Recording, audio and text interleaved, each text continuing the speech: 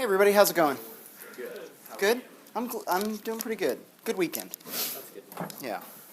How did the argument mapping homework go for you? Are there any lingering questions about this? It's kind of a straightforward method, I suppose. The spirit behind it is relatively straightforward. Maybe not so straightforward in the sense that there's quite a bit of latitude in how we, like particularly if we're dealing with very complicated arguments or arguments that have some linguistic ambiguity as in terms of like how we might want to interpret them. It seems like there's more than one way to diagram one of these arguments. What we're going to look at today is a different way of classifying, maybe kind of getting a sense of the organizational structure of an argument. We're going to look at a way of classifying arguments that also kind of opens the door to a way of evaluating those arguments as well. So we're going to make a distinction that's a little bit different than any of the things that we were seeing in the argument mapping exercises. And this is a distinction between arguments that are called deductive, or that seem to at least be aiming at being deductive arguments, versus arguments that are not deductive. In fact, we'll call them inductive arguments. Although later on in the semester, we'll see that maybe those aren't the only two categories. Maybe we have a third category as well. So, big overview of what we're doing so far. All sorts of stuff about arguments. We've said quite a bit already. Can somebody get me started? What is an argument? Can somebody give me like the technical definition of what an argument is in terms of like the philosophical technical definition? Dara, hold on to that just a second. Let me see, is there anybody in the back of the room that can answer this question? And let me ask it one more time, just because I get the impression, I saw some people when I said that who kind of looked up and they were like, oh shit, do I have to answer a question now?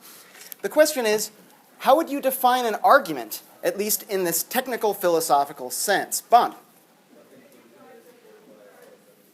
A conclusion that's supported by a set of premises. That's pretty good. I can think of a lot of different ways to do it, but they're all going to mean pretty much the same thing that Bond just said. So some collection of premises, collection of statements that we'll call premises, that seem to be designed to work together in some way in order to support a conclusion. By support, we don't mean financial support, we don't mean physical structural support, we mean some kind of metaphorical support. Support in terms of, give me reasons to believe that that conclusion is true. Okay. Today what we're going to be looking at, as I said, is this distinction between deductive and inductive arguments. It's a relatively powerful distinction.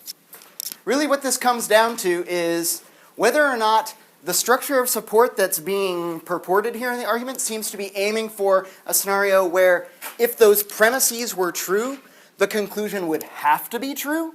So that's one way of saying it. Let me say that one more time exactly in those words. A deductive argument is one that seems to be aiming for a structure of support where if the premises were true, the conclusion would have to be true. Here's another way of saying exactly the same thing. A structure of support where it would be impossible for the conclusion to be false so long as all the premises are true. Does that make sense that that's the same, I just said the same thing?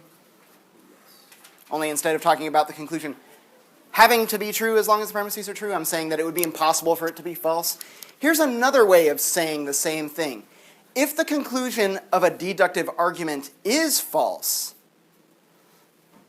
it would seem that that would mean that at least one of the premises would have to be false as well. Does that make sense? Because if the premises, we're saying for a deductive argument, if it's accomplishing its goal, at least, for a deductive argument, we're aiming for a structure of support such that if the premises are true, the conclusion would have to be true. So if the conclusion isn't true, that would signify that at least one of the premises is also not true. If the argument is shooting for this deductive structure. For example, and this is kind of tough to see because it's in purple, that's a poor color choice, I'm sorry. For example, all dogs are mammals, Spot is a dog, therefore Spot is a mammal. Do we see how if my premises, and are we clear which are the premises, what's the conclusion on this? Let me say it one more time. All dogs are mammals, Spot is a dog, therefore Spot is a mammal. Everybody together, what's the conclusion? Spot is a mammal, very good. So that's my conclusion. The first two sentences are my premises, and if those premises are true, is it the case that the conclusion has to be true? If all dogs are mammals, all of them, and Spot is a dog, then Spot has to be a mammal. There's no way for that conclusion to be false so long as all the premises are true. Compare that to inductive arguments that are easier to see on this slide. Inductive arguments are ones that are aiming for a structure of support where, so long as those premises are true, it would be very likely that the conclusion is true. And the big difference here is between a conclusion that's likely, or merely likely, versus one that's absolutely certain, so long as the premises are true. And another way of saying this is that it aims for a structure of support where it would be unlikely for the conclusion to be false, so long as the premises are true. Another way of saying it is if it turned out that the conclusion was likely to be false for a good inductive argument, an argument that's aiming for and succeeding at kind of achieving what an inductive argument is trying to do. If it turned out that that conclusion is probably false, that would seem to indicate that at least one of the premises is probably false as well. And the example that we have going on here is most dogs are friendly, Spot is a dog, therefore Spot is probably friendly. The conclusion here being Spot is probably friendly, and that seems like that's probably going to be true so long as all the premises are true. And you might notice that, like, if we're looking for a clear difference between these two arguments, and not all deductive and inductive arguments are going to work out this way, but this makes a pretty clear illustration of the difference, is that over here, the first premise in my deductive argument is all dogs are mammals, and over here, our first premise is most dogs are friendly. So that difference between all dogs versus most dogs is what ends up making all the difference in the world in these two arguments, right? Whether I'm saying, because if it's all dogs, and Spot is a dog, then we have absolute certainty, so long as those premises are true, that Spot's going to be a mammal. And over here, just because it's most dogs that are friendly and Spot is a dog, it's possible that Spot is not a friendly dog. But because we started with this most, it seems likely. So this is going to depend an awful lot on what most means. Does this distinction make sense? Any questions about this distinction so far? Pardon me. All right. Well then, let's get a sense of applying this. We're going to get an argument. In fact, we're going to get kind of like a whole big blizzard of arguments. This is a clip from BBC show Sherlock. If you guys are familiar with it, starring Benedict Cucumberpatch. And Mr. Cucumberpatch is going to explain how it is that he's making an inference. And if any of you guys are familiar with the writings of Sir Arthur Conan Doyle, how is it that Holmes usually describes his thinking process when he comes to conclusions? Deductive. Yeah, he calls them deductive. Watch what he's doing. Tell me if you think this is actually deductive. I said, watch what he's doing.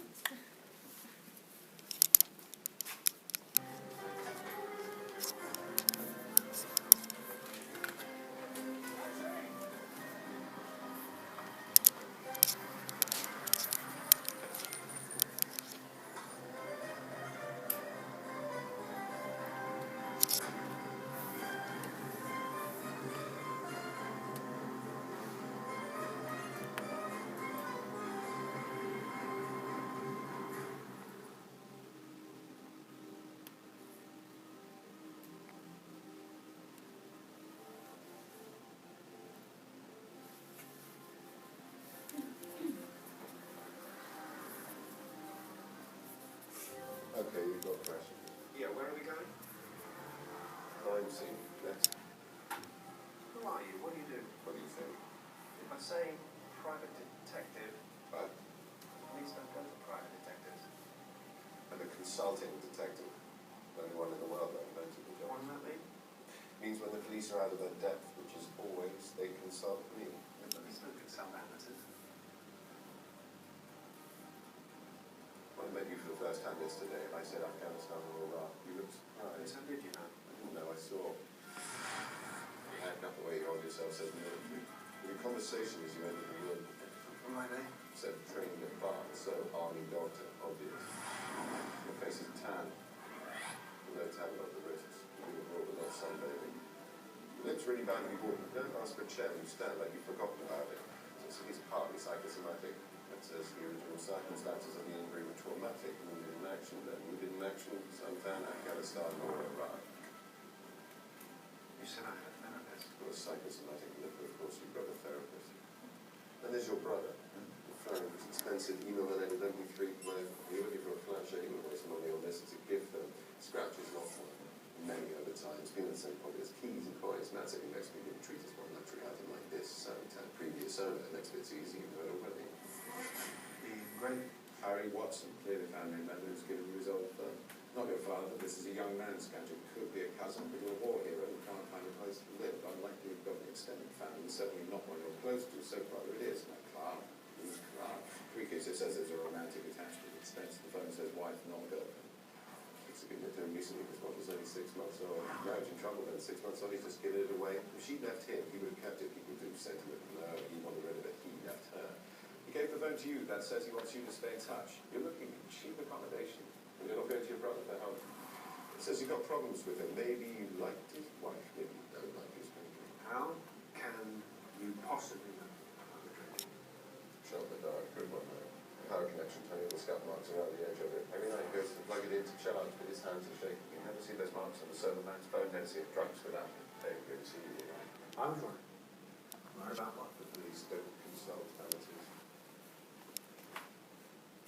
That was amazing.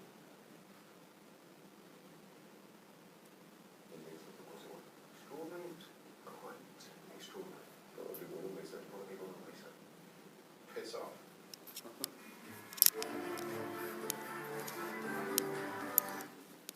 So, was it deduction? Given that we've defined, remind me again, it's been like a whole video since we talked about this. What's the difference between a deductive and an inductive argument?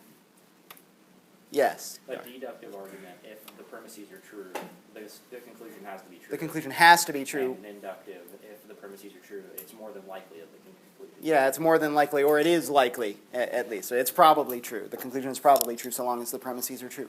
So what was Holmes up here? I know there was a little bit of mumbling, a little bit of muttering. I turned the volume up as high as I could. Sorry about that.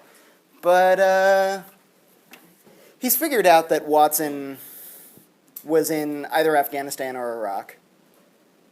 He's figured out that he has a brother, Harry,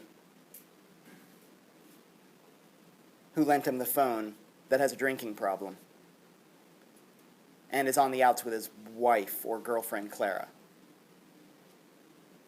Is that deduction?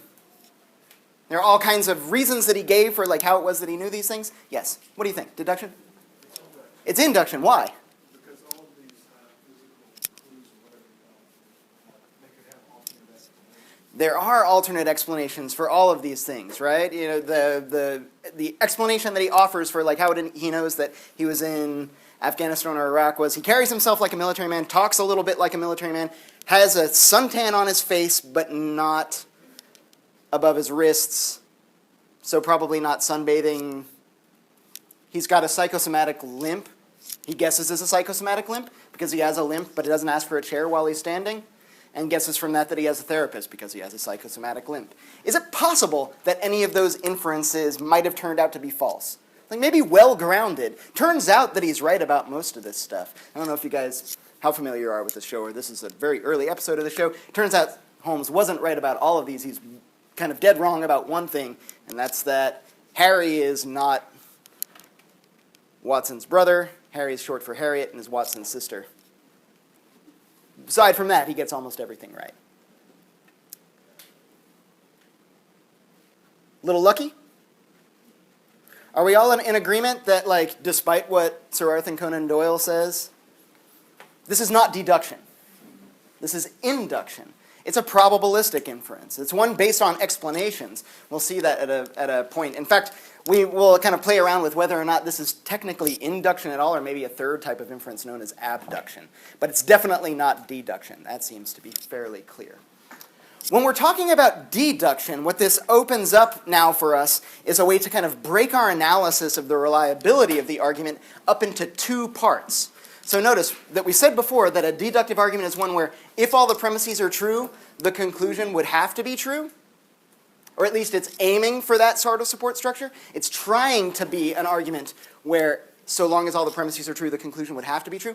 If it succeeds at that, if it is in fact the case that so long as all the premises are true, the conclusion does have to be true, it is impossible for it to be false, then we call that argument valid. An argument is valid if it's impossible for the conclusion to be false while the premises are true. And we would say, contrapositively, that the argument is invalid if it is possible for the conclusion to be false while all the premises are true. Just two possible categories here, right? Either it's impossible for the conclusion to be false while the premises are true, or it is possible for the conclusion to be false while the premises are true. There aren't any other third options besides valid or invalid, so long as we say that the argument is shooting for that structure. Clear enough? There weren't very enthusiastic head nods. We'll find out when we do the worksheet. Deductive arguments are aiming for this validity, and inductive arguments, they can't get it. No matter how good an inductive argument is, it's never going to be valid. And one of the things that I'm going to try to make clear as we look at inductive arguments, and a little bit today at least, is this is not necessarily a flaw of an inductive argument. Just because an inductive argument isn't valid doesn't mean that it's a bad argument. It just means it's a different kind of argument. It's aiming for a different sort of support. So validity is this characteristic of deductive arguments that has to do with whether or not it is the case that the conclusion would have to be true so long as all the premises are true. And there are lots of different ways of saying that, but they'll all mean the same thing. That's validity. So, for example, and I've got them labeled already for us just to kind of help out. All reptiles are cold-blooded. Snakes are reptiles. Therefore, snakes are cold-blooded. Valid? Valid. We can all agree that that's valid? And it's valid because so long as all those premises are true, the conclusion does have to be true. 4 out of 5 dentists recommend Trident gum. Rachel's a dentist, therefore Rachel recommends Trident. And we're clear on why that's invalid, right? 4 out of 5 dentists is enough to kind of move me and think like, oh yeah, there's a good chance. But a good chance isn't the same as certainty, right? All right. If the dog barks, then I'm a bologna sandwich. The dog did bark, therefore I'm a bologna sandwich. Valid? That is valid. And I want to just make this clear, because a lot of folks will talk about validity in some sort of ordinary, non-technical sense. They just mean, like, when I say that argument was valid, sometimes people will say that a statement is valid, which is kind of, at least in this technical sense, nonsense. Statements can't be valid. Arguments can be valid. Because validity is a property of arguments that has to do with the relationship between the premises and the conclusion. Statements all on their own can't be valid. This argument is valid, and that validity only has to do with the relationship between the premises and the conclusion. It's not just a vague thumbs up, like, I like that argument. You can have horrible, horrible arguments that are still valid. What's going on with this one? It is valid, but why don't we think it's a very good argument? Because it doesn't make sense? It makes sense. It's a little silly, perhaps, but I think you know what I'm getting at, right? There is some meaning to it. Anybody else? What is fishy about this argument? Yeah, Sean. The value of the first statement is kind of questionable. Yeah, maybe we might be a little leery about this because we might think, isn't a valid argument supposed to have a conclusion that has to be true? And I am a bologna sandwich is, to the best of my knowledge, not true. So what's going on? And Sean points out for us, this first premise is also not true. If the dog barks, then I am a bologna sandwich. That's false. It may or may not be true that the dog did bark. I don't know. We'd have to know something about the dog and whether or not it barked in order to say that one for sure. But that first one is clearly suspicious, and so is the conclusion. And remember, all validity has to do with is this question of if the premises are true, does the conclusion have to be true? Whether or not the premises are true is a completely different thing to consider. And this is one of the nice things about looking at these arguments in terms of whether or not they're deductive or whether or not they're inductive. We start thinking in terms of not just the relationship, the structural relationship between the premises and the conclusion, but then we break off this question of whether or not the premises are actually true as a separate question. One of the things that's really nice about this is if we end up in a dispute with somebody, if we find that we're definitely disagreeing about the conclusion, but we can't figure out why we're disagreeing about the conclusion. What is it that gets me to believe A and this other person to believe not A? If we can analyze our arguments like this, we can at the very least get some sense of where has this gone wrong? Is it something wrong in the structure of support? Is the argument purporting to be valid, but really it's not valid? Or is the argument perfectly valid, and what we need to turn our focus on is this question of whether or not all the premises are true? This is incredibly useful, incredibly clarificatory in real-world disputes, because it helps us focus on exactly where does our disagreement lie. We know we disagree about the conclusion, but what's the source of that disagreement? It's going to track back to something about perhaps the structure of the argument, that the person making it thinks it's more valid than it thinks that it's valid, but it's not valid, for example. Or it might be the truth of the premises, in which case maybe we need to look at new arguments for whether or not the premises are actually true. If an argument is valid, that does not necessarily mean that its conclusion is true. A valid argument's conclusion is necessarily entailed by the premises only if all those premises are true, and we have a different word for that. We call that a sound argument. A sound argument is an argument that is valid, and on top of that, all of its premises are true.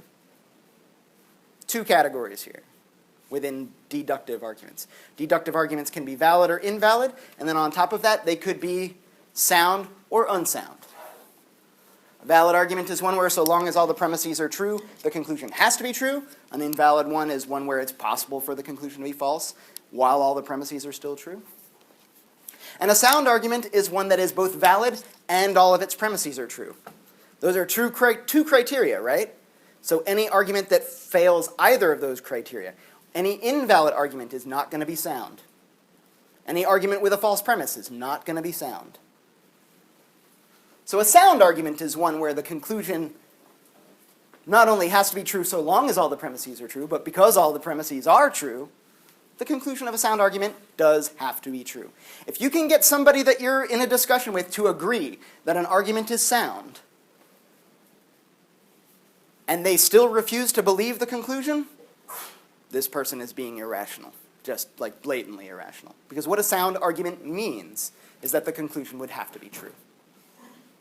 Cool? Clear on this? Any questions? Yes? So in the last one, the one with Rachel being a dentist and recommending Trident? Yeah, 4 out of 5 or 4 out of 6 or however many? A lot of dentists, but not all recommend Trident, and Rachel's a dentist. So it's probably true that Rachel recommends Trident gum as well? Yeah, so if the conclusion were then Rachel probably recommends Trident, that would be an inductive as opposed to a deductive argument. Would that then be valid or invalid? If it's an inductive argument, it's not even a candidate for validity. Okay. Yep. Invalid arguments couldn't be valid if they tried. And we can kind of torture the language a little bit. Like we could say something like, we could try to make the conclusion, it is therefore certain that Rachel probably recommends Trident gum. But now we're just certain that probably just means probably, right? Yeah. Okay. Yeah. Fair enough. What would an invalid deductive argument look like? An invalid deductive argument would typically be one where it seems like it's aiming for a valid structure, but some pieces have been kind of moved around and are out of place. We'll definitely see some examples of this as we go along. Let's see. We're looking for one that's invalid but deductive. So consider something like this. All dogs are mammals. Spot is a mammal. Therefore, Spot is a dog. We're clear on that? And it's clear that it's going for the same sort of thing as all dogs are mammals, Spot is a dog, therefore Spot is a mammal. But it just it just gets it a little bit wrong. We'll look at this when we talk about what are known as formal fallacies. And formal fallacies are ones where it's clear that they were going for a deductive argument, but the structure was just a little bit out of place. This is one of the features of a deductive argument is, in order to tell whether or not it's valid, all we have to do is look at its structure. All we have to do is look at its form. We don't even have to worry about the content. The content only becomes an issue when we're starting to think about whether or not the premises are actually true or false. Yeah. So there's deductive valid that is sound, and there's deductive invalid. Yes. Is that all three? There will actually be 4 possible categories. We have deductive and valid. Let's see. Valid and sound, valid and unsound. Invalid and unsound. Yeah, and those are 3. Yeah, you're right. There aren't 4. Because there's no such thing as an invalid sound argument. Yeah. In fact, these are all of the possible ways that we could kind of like arrange these things. Here's an argument with true premises and a true conclusion that is sound. All flowers are plants, all daisies are flowers, therefore all daisies are plants. That argument is valid, all the premises are true, the conclusion does have to be true, so that's sound. Here's an argument with true premises and a true conclusion that doesn't actually have a valid structure. All flowers are plants, all daisies are plants, therefore all daisies are flowers. Premises are all true, conclusion's also true. Why is that argument not valid?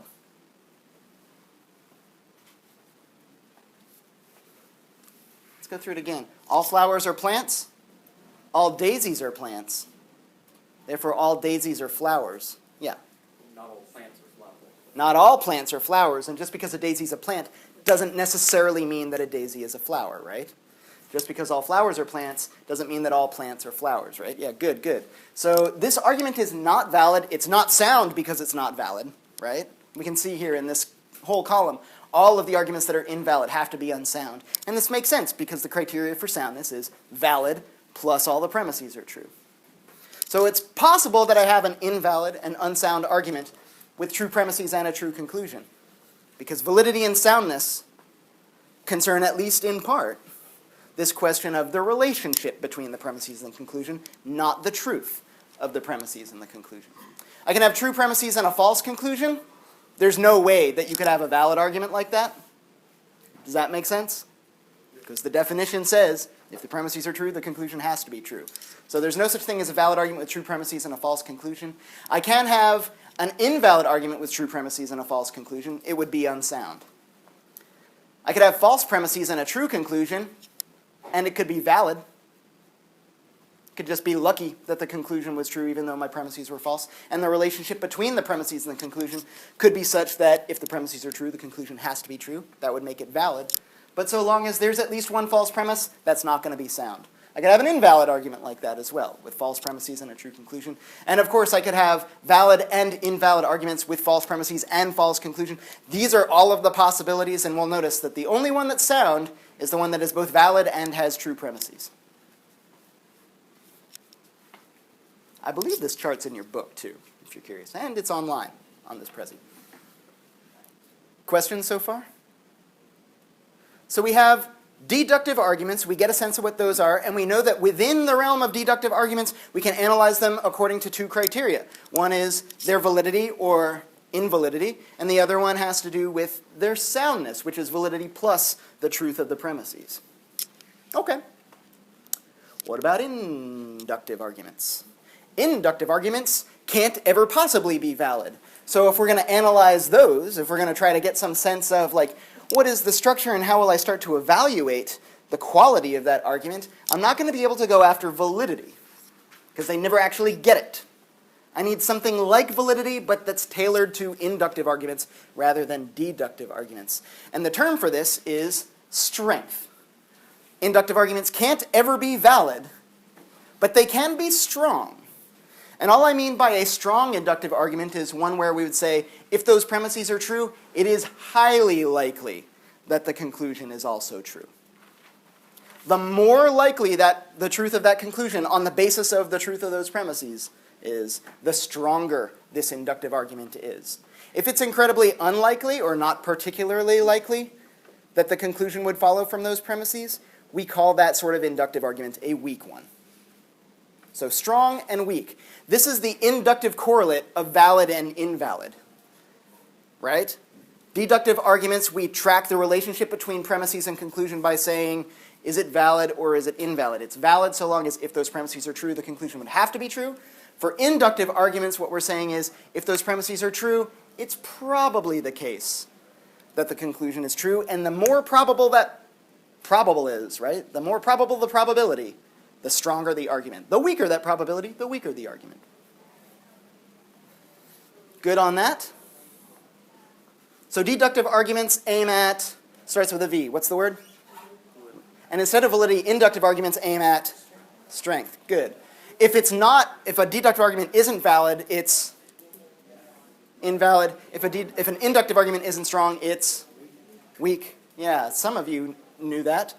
Others of you maybe were just shy.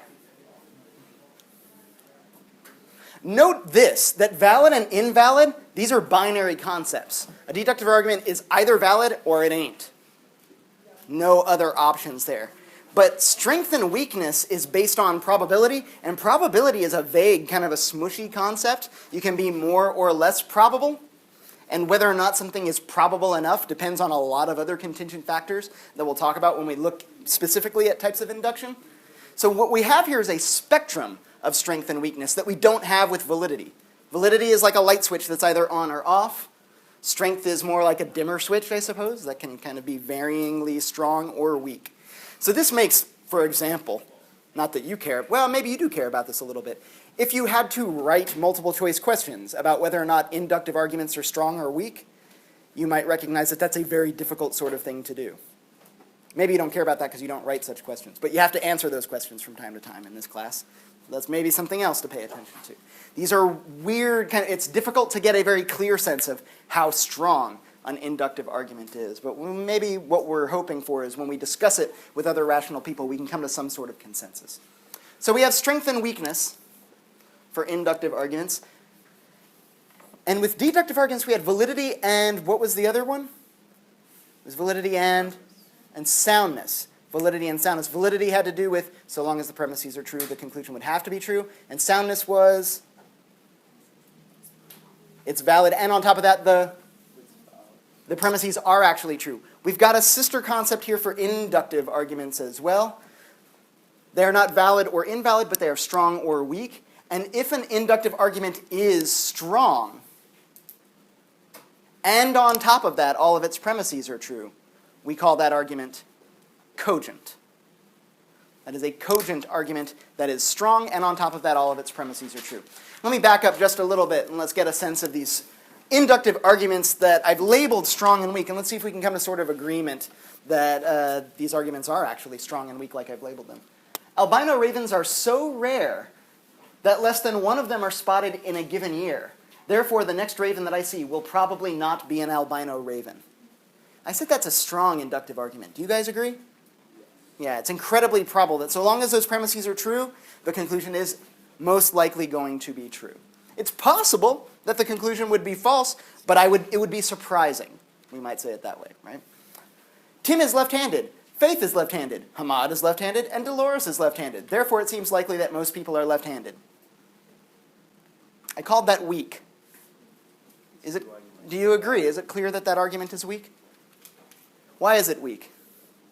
Sure, Dar. You picked 4 people. And I picked 4 people, and then from those 4 people, I tried to generalize about all people. Yeah. Now, maybe I need a little bit of background knowledge. If there were 5 people in the universe, on the basis of these 4, maybe the argument would be good. But there are way more than 5 people in the universe, right? There are billions of people. I think we're up to like 7 billion? Something like 7.1? 7.3? 7.3, yeah. And it's getting bigger as I talk. Yeah. So yeah, 7.3 billion. So 4 people is it's just not enough evidence to really generalize from. Yes?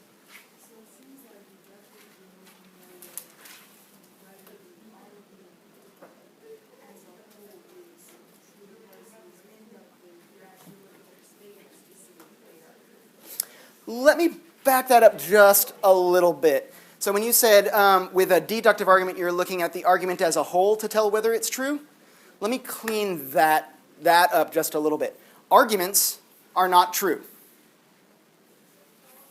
They're not even candidates for truth. Conclusions can be true or false. Premises can be true or false. Arguments can't be true or false. Does that make sense? Arguments can be valid or invalid. They could be strong or weak. They could be sound, unsound, cogent, not cogent. But they can't be true or false. And this is the same reason why premises or conclusions can't be valid. Validity is a property of arguments. Truth is a property of statements or propositions. So let's back it up. So just cleaning that up. Maybe that wasn't like a very important part of what you were saying, but I wanted to make sure that we were all clear about it. So you're suggesting that there's something about deductive arguments that it's not that the argument is true. Maybe perhaps that it's valid when it succeeds. It's valid. And because it's valid, I don't have to look at the content of the statements at all. I just have to look at their form. Maybe that's one way of putting it. So what was the example we were looking at? All dogs are mammals. Spot is a dog, therefore Spot is a mammal. Notice this. I can get rid of all the content. All A's are B's. X is an A, therefore X is a B. Do I even have to know what the A's, B's, and X's refer to? That argument's going to be valid every time it takes that form. The content doesn't really matter. But notice when I start talking about inductive arguments, suddenly the content of the statements do matter. Is that kind of what you were trying to get at?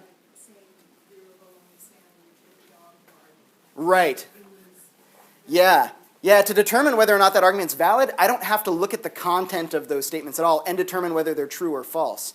In order to determine whether or not an inductive argument is strong or weak, I don't really have to know whether the premises are true or false, but I maybe do have to look at the content a little bit. At the very least, I want to know something like, if the content of one of my premises says something like, most A's are B's, I need to know something about like, how mosty is most there? I'm actually concerned with the content there. If it says 98% of the A's are B's, then that's clearly going to be stronger than 50% of A's are B's, right? So the content matters in inductive arguments. This is why when they go wrong, we tend not to refer to these as formal fallacies. It's not that something's gone wrong with the form, something's gone wrong with the content. Deductive arguments gone bad, we tend to call them, and when they go bad in predictable ways, we call these formal fallacies, and we'll talk at great length about formal fallacies. Informal fallacies have to do with the content, and inductive arguments fall prey to those. Yep. Okay. So we're good on that, and we're good on that one, that one's weak. 99.34% of all UNCG students are female. Therefore, if you are a UNCG student, you are probably female. Is that argument strong? Yeah, I think so. 99.34% of all UNCG students being female seems like that's good data to base that student's probably female on, right? It's a strong argument. Is it cogent? No. And it's not cogent because that first premise is just not true. It is not the case that 99.34% of UNCG students are female. So yeah, this argument could be strong, but it can't be cogent because it's got a false premise. Cool? And maybe cool's not the word, but you get it? You dig? And we have a similar chart that looks almost identical to the other one. Well, notice there's only one square on this that has a cogent argument. There's no such thing as a strong argument with true premises and an unlikely conclusion, because the definition of strength says so long as the premises are true, the conclusion is likely. All of these are not cogent. These are not cogent. That's the only one that is cogent. And notice that we've got true premises, likely conclusions, rather than true or false conclusions. And over here we have strong and weak as opposed to valid and invalid. So unlike that other chart. But they're kind of parallel pairs of concepts, right? Validity and soundness is the version for deductive arguments, and strength and cogency is the version for inductive arguments. And notice something about like all of these. I'm never looking directly to this question about the truth or falsity of the conclusion when I'm evaluating these arguments. The truth or falsity of the conclusion is not going to tell me whether or not the argument is valid or sound, and it's not going to be able to tell me whether or not the argument is strong or cogent. And one of the reasons why we don't even look to the truth or the falsity of the conclusion is because that's presumably what we're wondering about in the first place. When we get to the point where we're making arguments, it's precisely because we don't know whether the conclusion of our argument is true or false. So that would be a very bad criterion to like base our argument off of, right? The argument's supposed to tell me if I should believe the conclusion. If I have to know whether the conclusion is true or false in order to analyze the argument, something's gone very bad. Okay. Worksheet. Any questions before we move on to the worksheet? Yes. Can I go back over cogency? Yep, sure. Cogency has to do with an additional criterion on top of strength. So just like soundness is an additional criterion on top of validity, where we say if an argument is valid and on top of that all of its premises are true, then it's not just valid but sound. Same thing going on here with inductive arguments. If the argument is strong and on top of that all of its premises are true, then we call that argument cogent. It's strong plus true premises. Yes? It can be cogent, but if it is cogent, that means, by definition, that it is both strong and all of its premises are true. Yep. Okay. Worksheet time.